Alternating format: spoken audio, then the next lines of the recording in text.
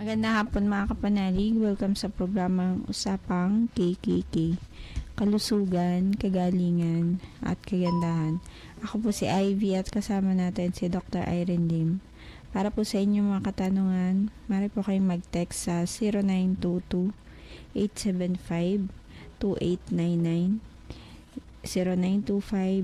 0925-896-1689, at 0917-810-6169.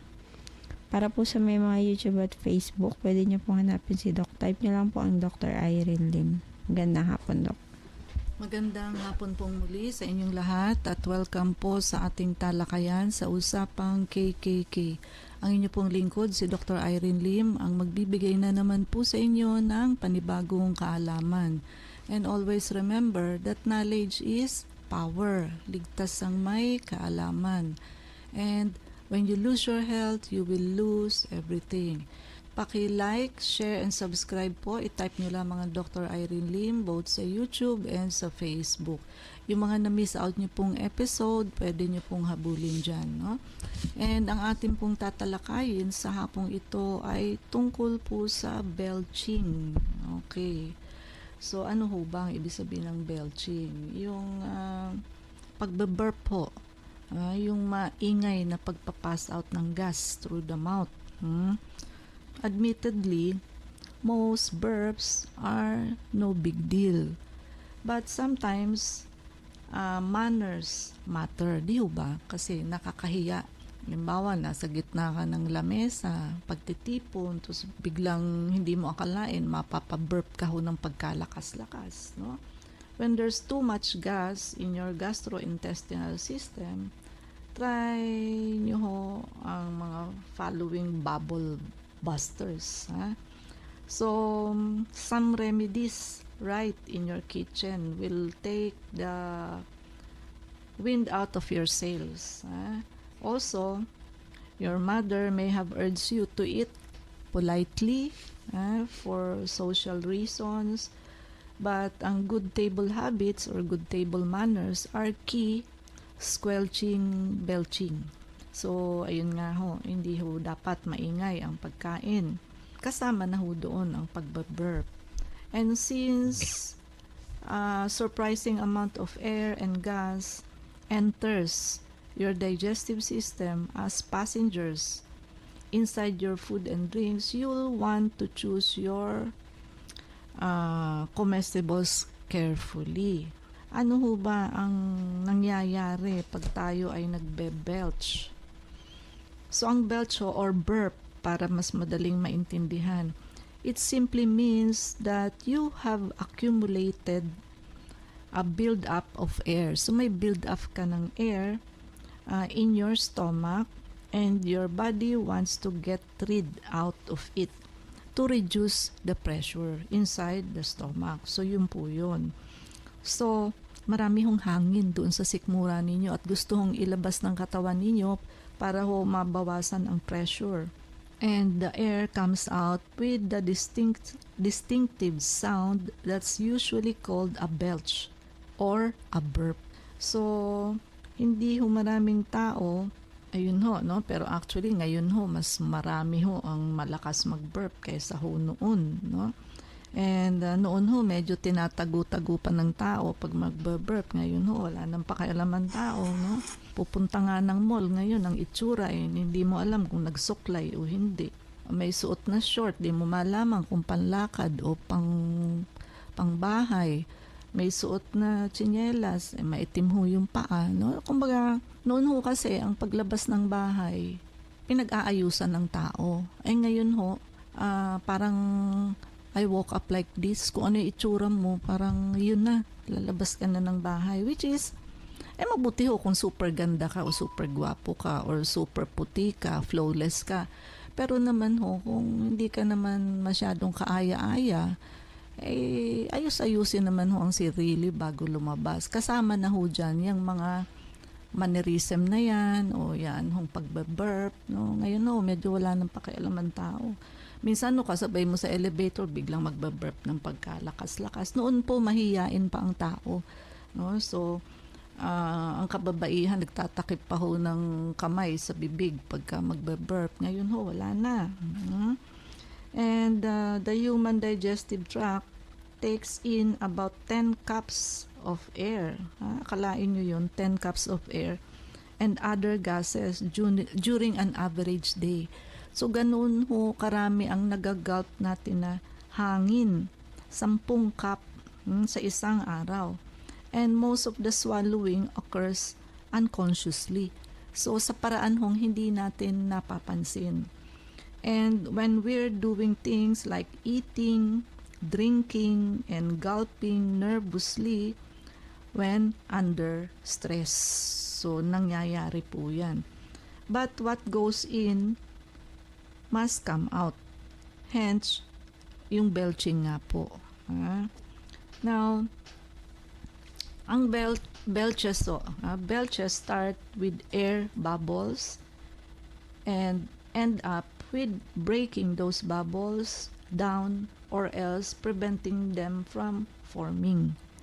So, dalawang bagay daw ho, no? Yung mga air bubbles na yon. So, pag magbe-belch ka, may mga air bubbles ka sa loob ng digestive system mo.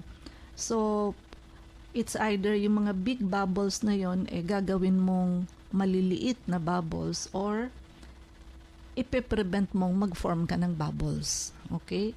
So, ang simeticon ho, yan ho common ingredient na makikita natin sa mga antacid. So, ang antacid ho, ginagamit ho yan to neutralize the acidity in the stomach pagka hyperacidic ka. Iba din ho yan sa mga proton pump inhibitor like yung mga Prasol. Ang Prasol naman ho, ang role niyan is to prevent too much acid production. So, hindi na ho o babawasan ng malaki ang paggawa ng asido sa ating tiyan. While ang antacid, like simeticon, nandoon na ho yung acid. Inyo-neutralize niya lang ho yung pH ng acid, no? Para ho hindi acidic ang pH. Mas ginagamit ho ang mga proton pump inhibitor pagka yung usually may ulcer na ang pasyente or may gastritis na. Pero pagka hyperacidity pa lang, usually mga antacid lang po ang ginagamit. So itong simeticon, meron ho niyan yung mga Maalox, may Lanta at iba pa hong antacid. So ang ginagawa ho nito is it breaks the large bubbles in the stomach down to a smaller bubbles, easing belching. Para ho mas madali yung pagdighay natin. Okay. Now, yung mga supplements na may label na digestive enzyme assist your body in breaking down food. Basta ho enzyme, ang role niyan is to help the body break down or digest food. Often, yung gas that goes into burping is a byproduct of incomplete digestion. Ayan, narinig nyo ho. Basta ho kayo nag-burp o nag-belch, yung air ho o yung gas that goes into the burping is byproduct ho siya ng hindi natunaw na pagkain. So, yun pa lamang ho is already a hint, mahina ang panunaw mo o pwedeng may bato ka sa apdo kaya hindi ka masyadong matunawan. And this formulation contains a variety of ingredients. Look for yung enzyme ho pag may mga protease, pancreatine, which helps in protease, so enzyme to digest protein. So, yung lipase naman ho, to digest fats, and other beneficial ingredients like cellulase, pang-digest ng mga vegetable fiber, and lactase, which helps the GI system with milk sugar. So, kanya-kanya hong pagkain, may kanya-kanya din ho siyang enzyme that is responsible. I-check nyo ho ang label to make sure you are purchasing a product with all or most of these enzymes para ho for better digestion. Hindi ho magkakaroon ng magandang absorption kung wala hong magandang digestion. And ang ginger daw ho can provide quick relief sa mga nagbe-burp po. It's available in various form. Meron hong take 2, dalawang 550 milligram capsule ng powdered ginger or 30 drops of tincture before your meal. Or pwede rin hong a bit of fresh ginger root a day, no? Alternatively, you can make a very tasty tea. Pwede din hong gawing tsaa. And finally, pwede ho kayong mag-grate, teaspoon of fresh ginger root. Then, ayun ho, ipupour nyo ang cup of water, boiling water over it. Mas madaling gawin ho ito, yung maggagadgad kayo ng ginger root, then bubuhusan nyo ho ng boiling water.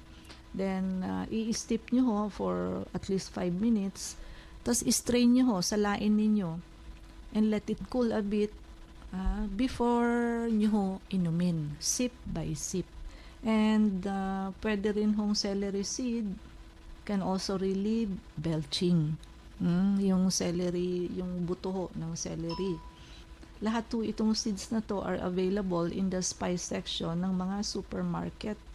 And kailangan nyo lang ho is to chew a pinch of them para ho makatulong yung belching after dinner. Kadalasan ho, medyo sa gabi ang mas nagbe-belch tayo. And lalo na kung late na ho tayong kumain. Why?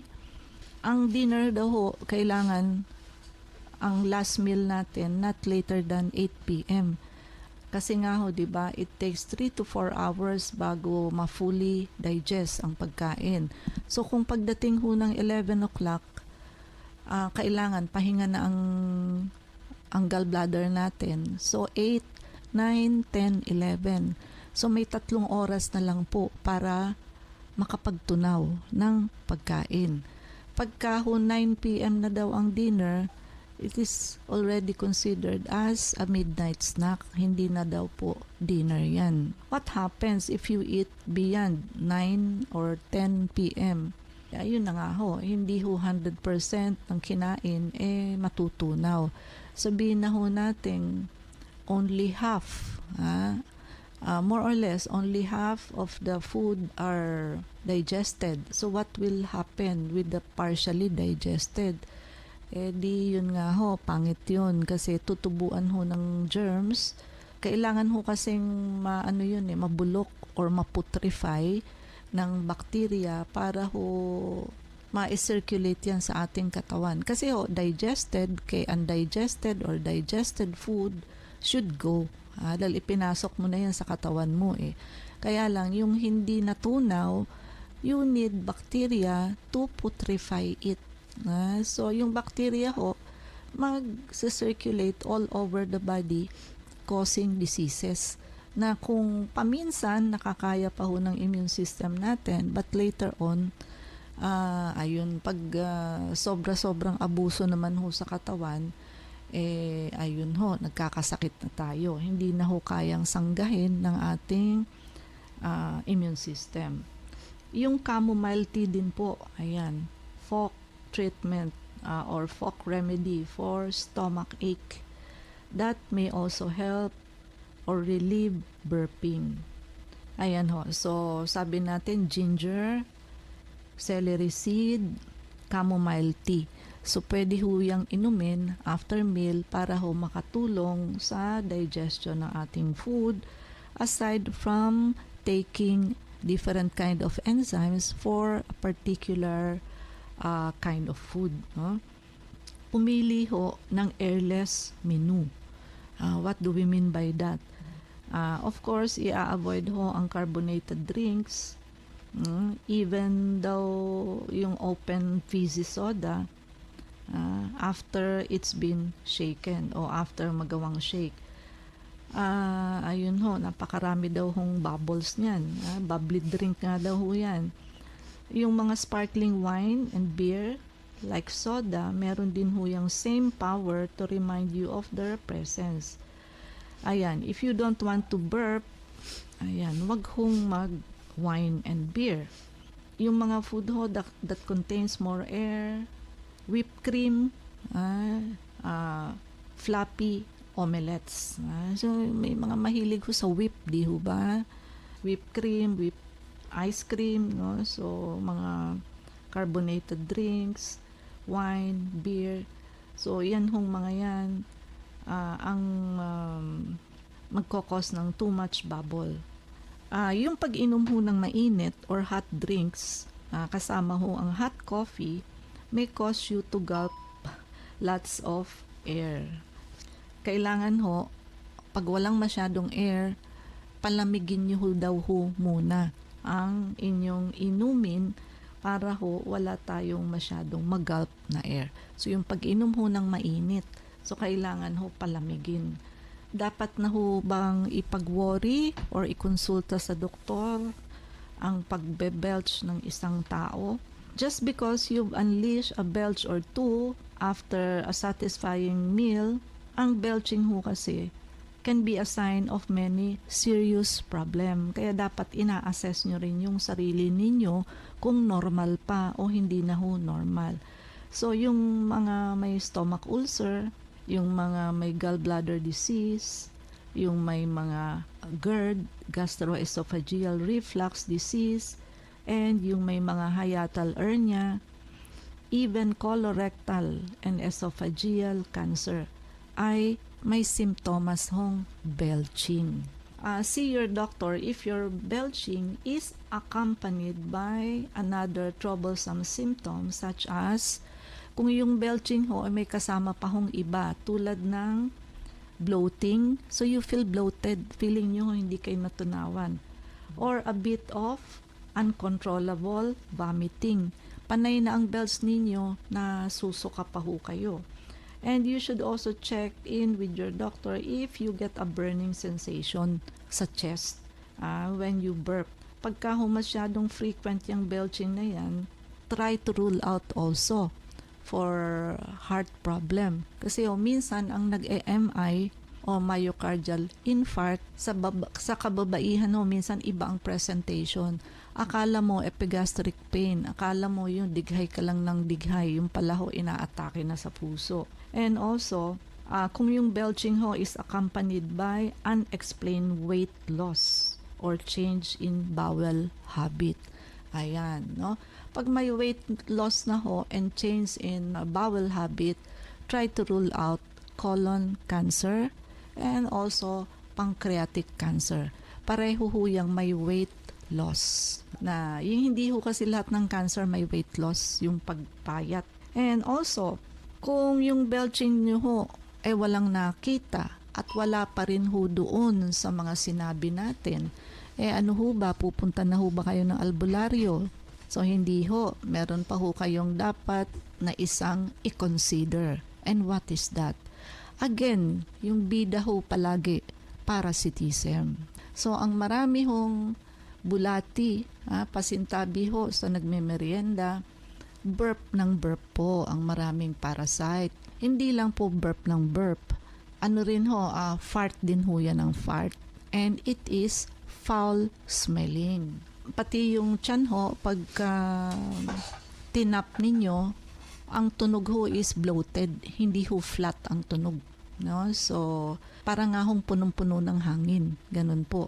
And of course, ang addition ho sa belching that pwede nyo ho siyang i-differentiate sa gallstone is, yun nga ho, maingay ang tiyan ninyo. No? Hindi ho lahat yan hangin. Try nyo i-compare kung ang mga ingay sa tiyan ninyo or kruk-kruk sound sa tiyan ninyo, tumatiming ho sa full moon. Pagka ho full moon, doon laging maingay yan, bulati po yan. Ha? Kasi ho, ang gravity ng moon, may effect ho yan sa atin lahat, even sa mga parasitiko. Ha? So, by full moon, ang mga parasite ho ay erratic ho sila, hindi ho sila nakasak sa lining ng ating GI tract. Nakabitiw po sila. Kasi usually ho, yung scolex niyan, lalo na kung tapeworm, yung ulo ho, nakakagat sa lining. Kaya ho, yung may mga ulcer, nagagaling lang pag may gamot. Pag wala na hong ulcer, pag wala na hong gamot, babalik na naman yung ulcer. Ayun ho, no? So, Kasi ho, nagagasgas ng sac ng scolex, ng tapeworm, ang lining ng ating GI tract. So, they are busy doing procreation. So, if you want to get the scolex, pumunta ho kayo sa clinic, magpa-rife machine ho kayo sa amin, and at the same time ho, habang naka-anti-parasite kayo, ayun ho, possible na makuha ho ninyo ang head ng tapeworm. Sa pupo ho, no? So, may pasyente ho kaming nakakuha na yan. Kaya lang, syempre, picture na lang ho ang meron kami, no? So, ginawa niya ho yan during full moon. So, effective ho talaga, no? And, ayun, nagko-cause ho yan ng too much belching, too much burping. So, yun ho, kung ni-rule out nyo na lahat ng mga sakit na sinabi natin. So, kaya lang ho, pagdating sa doktor, wala naman hong nakita. Puro negative ang result ninyo. Hindi, bago ho kayo pumunta sa albularyo, i-rule out nyo ho muna ang parasitism. Bakit? Hindi ho nakikita ang parasite sa ultrasound, CT scan, MRI, X-ray, at ano pa hong klaseng X-ray. Hindi ho yan nakikita. Stool exam, minsan ho nakikita, minsan hindi. At ang nakikita lamang sa stool exam kung yan ho ay nasa GI tract o stomach. But if the parasite is in other parts of the body, hindi rin ho lalabas ang eggs niyan sa stool exam. Okay? Wag ho albularyo, magpunta ho kayo sa Klinika Medica because we know how to diagnose and treat parasitism effectively. So, Ivy? Para din po sa mga nais magtanong, mag-text po kayo sa 0922-875-2899. Usapang Kiki. Ako po si Ivy at kasama rin natin si Dr. Irene Lim. Dok, tanong ni 8081. Dok, anong magandang kainin or inumin para gumanda ang pagdumi ko? Okay, so regarding inumin, of course, water pa rin is the best liquid. And kailangan lang ho, damihan nyo ang inom ng tubig. Abutin nyo ho yung daily water requirement ninyo. And so, weight in kilos times 50 divided by 250. Sa pagkain naman ho, kailangan nyo ang maraming fiber. So, gulay at prutas ho. Pero kung may diabetes ho kayo, wag masyado sa prutas, sa gulay na lamang po. And regarding gulay, kailangan ho doon kayo sa green leafy vegetable. Huwag ho kayo doon sa mga may buto because nakaka-uric acid po, no? So, bawasan ho ang karne. It takes 3 to 4 days para maidumi nyo yan. And yung seafoods po, except fish, hipon, puset, crab, shellfish, bawal po. It takes 3 to 5 days bago nyo yan maidumi.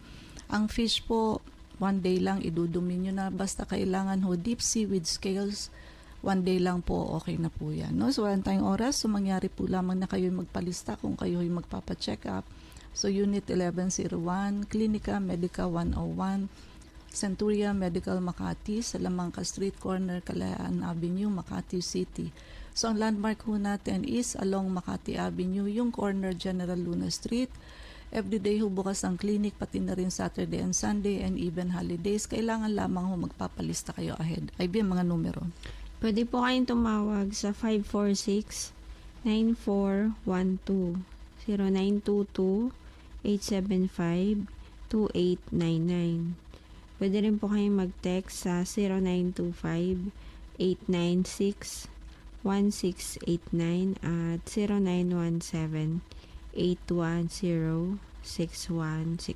Prevention is better than cure and health is the best investment. Regaluhin niyo po ang inyong sarili ng pagpapacheck up para ma-auscultate namin ang likod ninyo.